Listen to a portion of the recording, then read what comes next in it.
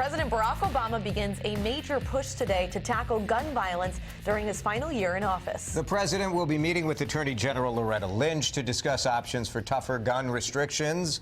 Later this week, he's expected to unveil executive actions to strengthen background checks required for gun purchases. We don't know what else he might decide to do. There are two issues here.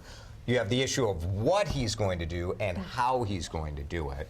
Let's start with this idea about violence with guns. Obviously, in the news, we cover this quite a bit. Allie, you've been looking at some statistics on how big of a problem gun violence is. Yeah, especially compared to terrorism right now. In the last 12 years from the CDC statistics, so that's from 2001 to 2013, more than 400,000 people were killed as a result of gun violence, and that includes suicides as well. When you look at terrorism here overseas and here in the U.S., this obviously isn't including war, just people killed here in the U.S.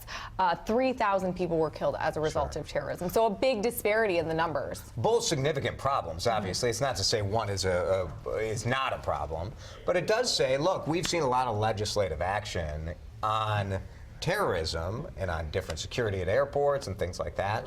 And we've seen virtually no action, Matt, on gun law. Not since early 2008, but every time there's one of these high-profile shootings, there's talk of gun reform. And that just sends the sales of guns through the roof. Since 2009, the sale of guns in the United States has doubled from 2009 to now. So, I mean, it's pretty remarkable. You always hear this argument that Obama's going to take your guns away. But you've been able to buy more guns, and now there are more guns in this country than there are people. The gun show loophole is this idea that if you go to a gun show, most of the dealers at gun shows are federally licensed dealers. So even if you're buying a gun at a gun show, generally there still is a background check. But there are some people at gun shows who are not federally licensed dealers. You can sell to anyone.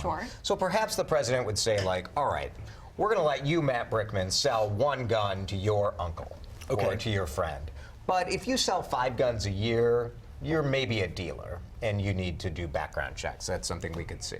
When you start looking at, exactly what will happen, we know that it has something to do with these background checks, like you mentioned. But of course, it didn't take long for a lot of the Republican presidential candidates to jump in and say, one of the first things that I'll do when I get into office is repeal this. We had Donald Trump on CBS Face the Nation yesterday, and saying that you can't touch the Second Amendment. So we'll see what happens with this. Executive action, right? That's the issue that Republicans are raising. Like, should the president just govern by pen when he has failed to get Congress to take any action? Yeah, I mean, the thing is, one of the biggest jobs of a president is to build consensus and to win people over from the other side. And unfortunately, the president hasn't been able to do that on this issue so far. We'll watch it this week for sure.